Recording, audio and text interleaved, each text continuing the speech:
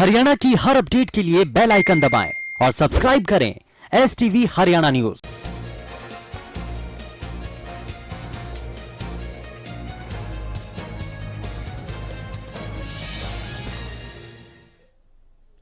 नमस्कार, हरियाणा न्यूज के खास बुलेटिन आपका जरा आपकी खबर में आप सभी का स्वागत है और मैं हूं आपके साथ सोनिया सतानीता। बुलेटिन की शुरुआत करते हैं गोहाना की खबर से।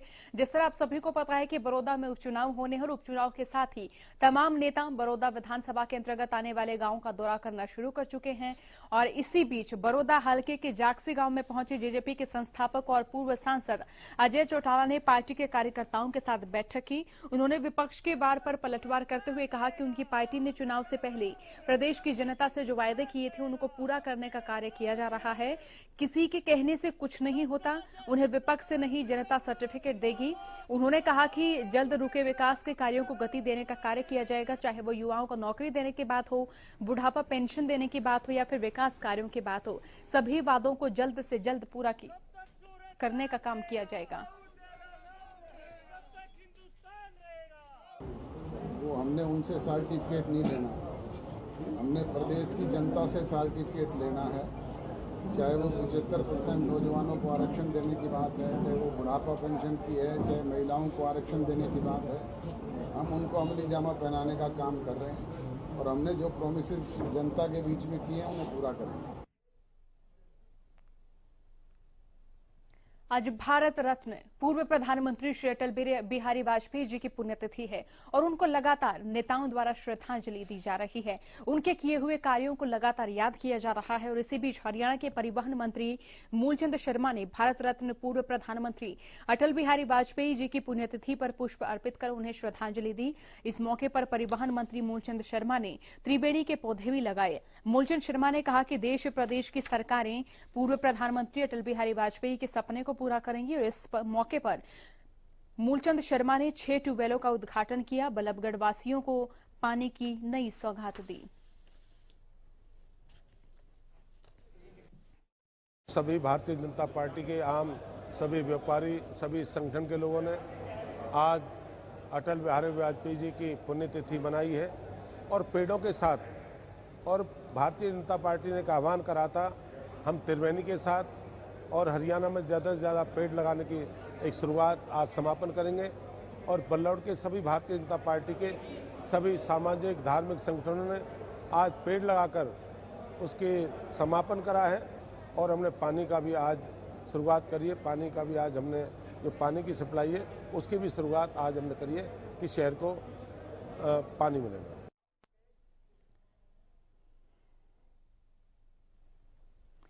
कैथल में राज्य मंत्री कमलेश डांडा ने अपने निवास स्थान पर लोगों की समस्याएं सुनी। उन्होंने पानी निकासी और पानी की समस्या को लेकर लोगों से बातचीत की। इसी के साथ पीने के पानी, बिजली की समस्या और सीवरेज की समस्या को लेकर लोग वहां पर पहुंचे, जिनकी शिकायतों पर संज्ञान लेते हुए तुरंत अधिकारियों को फोन करके निवारण करने के आदेश दिए गए। इसके साथ ही पूर्व प्रधानमंत्री अटल बिहारी वाजपेयी की पुण्यतिथि पर उन्होंने कहा कि अटल जी की पुण्यतिथि पार्टी की ओर से पेड़ पौधे लगाकर मनाई गई। इसके साथ ही कुछ अहम कार्यक्रम भी रखे गए।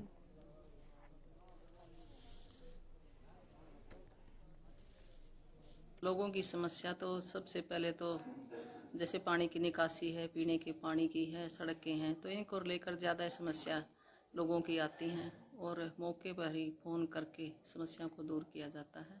अगर कोई पेंडिंग रहती है तो उन्हें दोबारा उनके ऊपर कार्रवाई की जाती है। मैं देश और प्रदेश में हम सभी भारतीय जनता पार्टी के कार्यकर्ता छोटे से लेकर बड़े तक आज उनकी याद में हम पौधारोपण करेंगे, त्रिवेणी लगाने का काम करेंगे।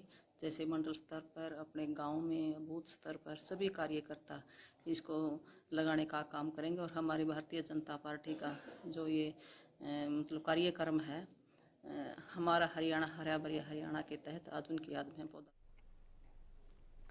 हरियाणा के होडल के करमन रोड के पास एक ऐसा हादसा हो गया जिसको सुनकर भी आप सुन रह जाएंगे।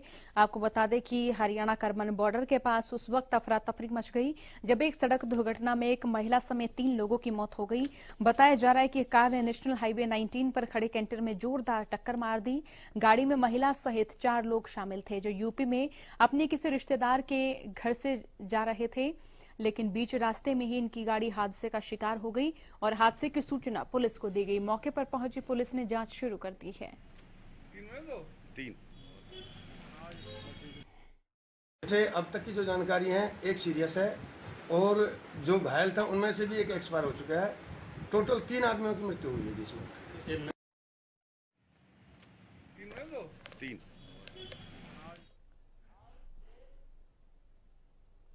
देश के पूर्व प्रधानमंत्री अटल बिहारी वाजपेयी की पुण्यतिथि पर तमाम नेता उनको श्रद्धांजलि दे रहे हैं, उनको कविताओं के माध्यम से याद कर रहे हैं और उनकी वीर रस की कविताओं से लगातार युवाओं को संदेश भी दे रहे हैं। पृथला के विधायक एवं हरियाणा वेयर हाउस के चेयरमैन नयनपाल रावत ने इसी बीच त्रिवेणी पौधा लगाकर उनके श्रद्धा सुमन अर्पित किए। इस मौके पर विधायक नयनपाल रावत ने कहा कि पूर्व प्रधानमंत्री एक महापुरुष व्यक्ति थे और बीजेपी के बहुत बड़े स्तंभ भी रहे। उनकी जितनी प्रशंसा की जाए वो कम है। उनकी पुण्यतिथि पर लगभग 500 पौधे रोपित करके इन पौधों की देखभाल भी की जाएगी।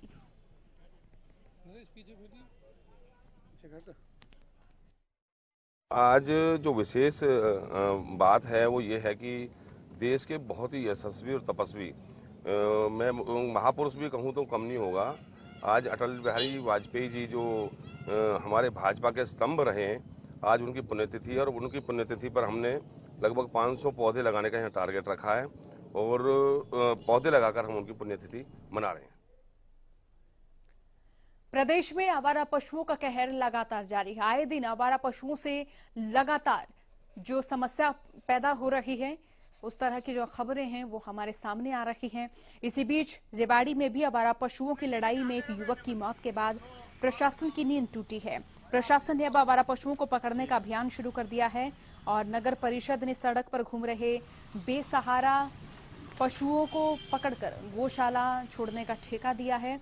उपायुक्त ने रेवाड़ी के नगर परिषद नगर पालिका सचिव धारूहेड़ा और बावल को कड़े निर्देश देते हुए कहा कि वे रेवाड़ी बावल धारूहेड़ा में घूमने वाले आवारा पशुओं को पकड़वाकर रेवाड़ी को स्ट्रे कैटल फ्री करें ताकि लोगों को आवारा पशुओं से होने वाली परेशानियों से छुटकारा मिल सके।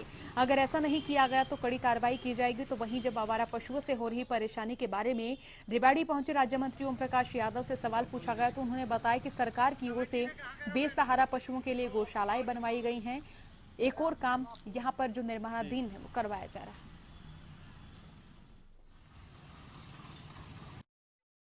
हमारी सरकार आवारा पशुओं को रोकने के लिए जगह जगह गौशालाओं का प्रबंध कर रही है, किया भी है, लेकिन चूंकि हम पड़ोस का क्षेत्र राजस्थान हमारे नज़दीक है, उस राजस्थान के क्षेत्र से लोग फिर भी आवारा पशुओं को हमारे यहाँ धकेल जाते हैं, लेकिन फिर भी हम उनका भी समाधान करते हैं। देखने को लगता है कि ये वही पशु है जो कल थे जी। हम उनको पकड़कर उनकी गौशालाओं में रखने का प्रयास कर रहे हैं, लेकिन रोजाना सैकड़ों की तादाद में राजस्थान से ऐसे आवारा पशु आ जाते हैं, लोग छोड़ जाते हैं। उसका भी हम समाधान करने जा रहे हैं और जल्दी ही आवारा पशु मुक्त शहर बनाएंगे।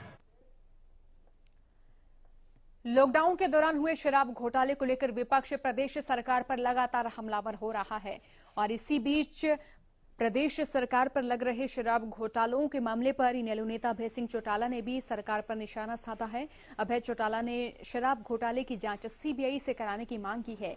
यही नहीं, सरकार को भी चेतावनी दी है कि जांच सही तरीके से नहीं हुई तो वे हाईकोर्ट भी जाएंगे। उन्होंने कहा कि प्रदेश में खिलाड़ियों और शहीदों की अनदेखी हो रही है। उन्होंने भूपेंद्र सिंह हुड्डा पर भी कटाक्ष करते हुए कहा कि प्रदेश की खेल नीति को खत्म करने में हुड्डा का हाथ है। उन्होंने कहा कि हरियाणा प्रदेश जवानों और खिलाड़ियों के नाम से जाना जाता है, लेकिन प्रदेश में खिलाड़ियों की जो दुर्दशा हुई है वो पहले कभी नहीं हुई थी। गौरतलब है कि इनेलो नेता मनरेगा में मजदूरी करने वाली राष्ट्रीय वुशु खिलाड़ी शिक्षा से मुलाकात करने उनके घर रोहतक पहुंचे थे, जहां उन्होंने खेल नीति की व्यवस्था को लेकर सरकार और पूर्व सरकार पर निशाना साधा।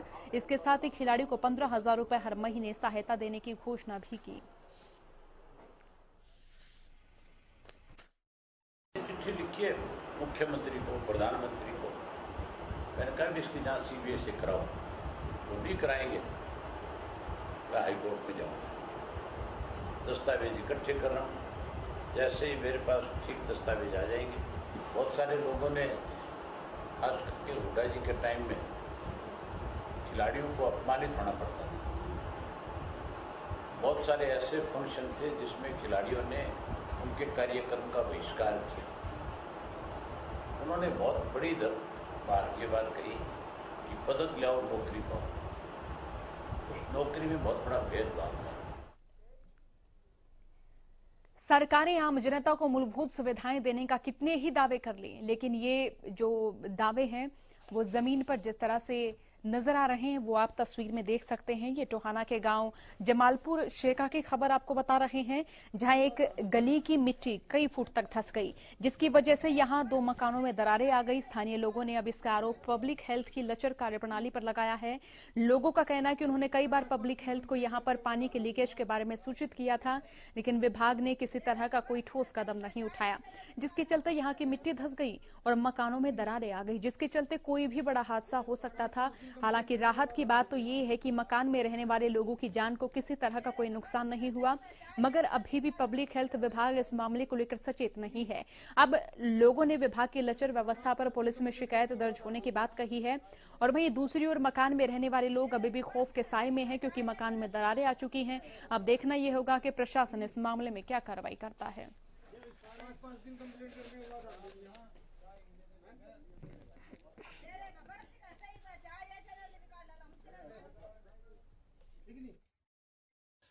कोई भी नहीं सुनवाई कर रहा।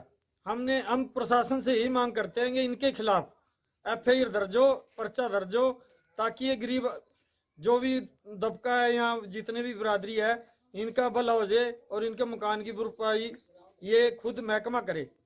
कितना का नुकसान हुआ है? कम से कम 25 लाख रुपए का नुकसान है जी।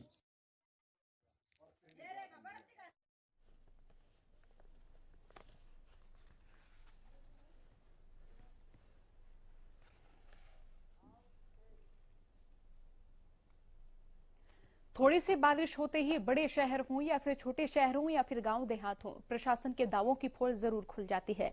और इसी बीच शहरों में जो सीवरेज व्यवस्था ठप नजर आती है उसको सुधारने का काम लगातार सरकार की ओर से करने की बात कही जाती है। बहादुरगढ़ के सेक्टर 6 से जल निकासी को लेकर नगर परिषद सक्रिय नजर आ रही है। सेक्टर 6 की चेयरपर्सन शीला राठी ने अधिकारियों के साथ इलाके का निरीक्षण किया और इस दौरान उन्होंने जल निकासी को लेकर बातचीत की। शीला राठी का कहना है कि जन सुविधा के लिए जल्द जल निकासी को लेकर काम पूरा किया जाएगा।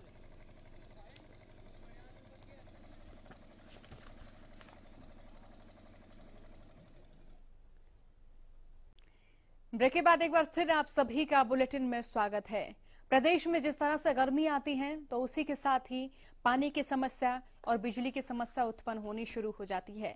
इसी बीच नांगल चौधरी खंड के गांव धोलेड़ा में पिछले 2 महीनों से गंदा पानी आ रहा है। मामले की सूचना ग्रामीणों द्वारा जन स्वास्थ्य विभाग के अधिकारियों को दी गई, लेकिन फिर भी समस्या जस की तस बनी हुई है। ग्रामीणों ने बताया कि काफी दिनों से सप्लाई का पानी इतना खराब और बदबूदार आ रहा है कि उसका कोई इस्तेमाल नहीं किया जा सकता। मामले की जानकारी जब सरपंच को दी गई तो सरपंच का अटपटा जवाब सुनकर ग्रामीण दंग रह गए। सरपंच का कहना है कि मैं लोगों के घर घर जाकर आरओ नहीं लगवा सकता।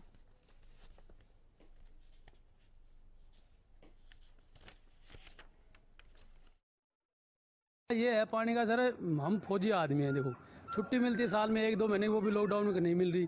बच्चों के पास जब भी हम कॉल करते हैं तो उनसे एक ही शिकायत मिलती है कि पानी खराब आ रहा है, पिए कहाँ से, आरओ लगाओ। हर लाइन फूट रही है। पानी का ऐसा है ही नहीं कि पानी कहीं से लेके आ जाए, ना टंकी है ना ट्यूबवेल आसपास। इतने बच्चे परेशान हो रहे हैं कि मतलब पिए तो जहर है और उससे बीमार भी पड़ रहे हैं बच्चे इतने ज्यादा कि बेहद बच्चे बीमार हैं। ना गांव में हॉस्पिटल है जिससे अभी ठीक करा ले, ना पास में कोई ट्रीटमेंट है। इससे कि मेरा कहने का ये मतलब है कि सर गांव का मेरा अकेले का समस्या नहीं, पूरे गांव की समस्या है। गंदा पानी, इतना सड़ा हुआ पानी आ रहा है, जो कि आपको वीडियो भेज दी जाएगी, बहुत ही गंदा आ रहा है। तो कृपया इस पे ध्यान दिया जाए सर, और देखा जाए हमारी तरफ से आगे। अब फौजी आदमी कम से कम दूर बॉर्डर पे रह के थोड़ा बहुत सोच सके इसके बारे में कि हमारे बच्चे शुद्ध पानी और अच्छा गाँव में व्यतीत कर रहे हैं।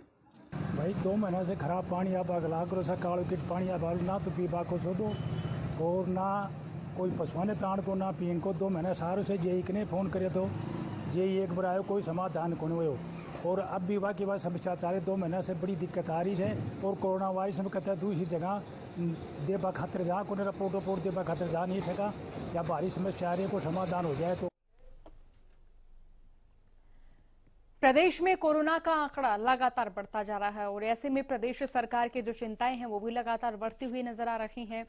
इसी बीच रेवाड़ी में लगातार बढ़ रहे कोरोना संक्रमितों की संख्या को देखते हुए जिला उपायुक्त ने सख्ती से पेश आते हुए औद्योगिक क्षेत्र धारूहेड़ा में अगले 14 दिनों के लिए लॉकडाउन लगा दिया है और इसी के साथ 8 कॉलोनियों को कंटेनमेंट जोन घोषित कर दिया है। लॉकडाउन में फल, सब्जी और दूध सप्लाई करने वालों को सुबह 7 बजे से 11 बजे तक अनुमति दी गई है। बावजूद इसके दुकानदार अपनी मनमानी करते हुए नजर आ रहे हैं। हमारे संवाददाता दोपहर 12 बजे जब मौके पर पहुंचे तो कई दुकानदार दुकान बंद करते हुए नजर आए। लॉकडाउन लगने के बाद जब व्यापारियों से बात की गई तो उनका कहना है कि कोरोना के मरीजों की संख्या धारूहेड़ा के बाहरी इलाकों में बढ़ रही है। उन्होंने जिला उपायुक्त से अपील करते हुए कहा कि उन्हें एक बार फिर इस पर विचार करना चाहिए और व्यापारियों को राहत दें। लॉकडाउन के लिए कहना चाहूंगा सर कि जो दुकान मार्केट वालों ने तो यहाँ पे लॉकडाउन कर दिया, मार्केट वालों ने अपनी दुकानें तो बंद कर दी, लेकिन जो बाहर के आने जाने वाले जो इंडस्ट्रीज जो है जो खुली पड़ी है उन इंडस्ट्रीज को क्यों नहीं बंद करवाते हैं? जो बाहर आने जाने वाले जो आई जाए उनसे कोरोना पॉजिटिव तो वो आ रहे हैं। इन गांव शहर में कहाँ है, कोई भी एक भी बता दीजिए। हर colony, Niranjan colony, Goyal colony, Azad Nagar, इधर आप जाके चारों तरफ देखिए जो बाहर के जो पॉजिटिव वो आ रहे हैं। गाँव का एक आदमी भी आप ला के बताइए। मैं श्री जो DC साहब है उनसे यही कहना चाहूंगा, गुजारिश करूंगा कि पहले आप इंडस्ट्रीज को बंद करवाइए, हर चीज वो बंद करें, उसके बाद। सुशांत सिंह राजपूत को इंसाफ दिलाने की मुहिम जोर पकड़ती जा रही है। इसी बीच बॉलीवुड सिंगर लक्ष्य शर्मा ने सुशांत सिंह राजपूत को श्रद्धांजलि अर्पित कर उनकी याद में एक खास ट्रिब्यूट दिया है। लक्ष्य शर्मा ने सुशांत की याद में एक नया गाना सफर थम जाते हुए वक्त तू मत गुजर रिलीज किया है। इस गाने में सुशांत की जिंदगी को खूबसूरती से दर्शाया गया है। ये गाना YouTube पर रिलीज होते ही अपनी पहचान बना चुका है और हजारों लोग इस गाने को पसंद भी कर रहे हैं। इस गाने के जरिए लक्ष्य शर्मा ने इस बात को पुख्ता कर दिया है कि सुशांत सिंह जैसा जिंदा दिल इंसान कभी खुदकुशी जैसा कदम नहीं उठा सकता। ये गाना YouTube पर तेजी से वायरल हो रहा है और इस गाने को देखकर सुशांत के करोड़ों फैन भी भावुक हो रहे हैं और सुशांत को इंसाफ दिलाने की मांग तेजी से जोर पकड़ रही है।